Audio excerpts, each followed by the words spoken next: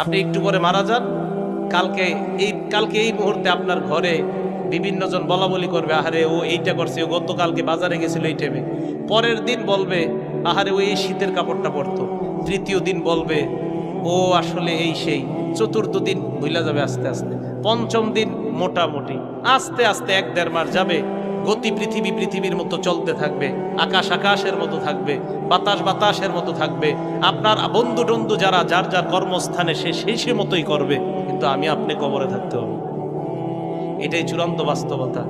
ইমানদারকে যখন বলবে আমি ইমানদারকে সত্যায়ন করলাম, আমার ইমানদার বান্দা যা বলছে সত্য কথা, এই কথা বলার পর আল্লাহ বলেন আফরিশুহু মিনাল জান্নাহ, আমার ইমানদার বান্দাকে কবরের মধ্যে দুনিয়ার মানুষ 3টা পাতলা কাপড় দিয়ে পাঠাইছে।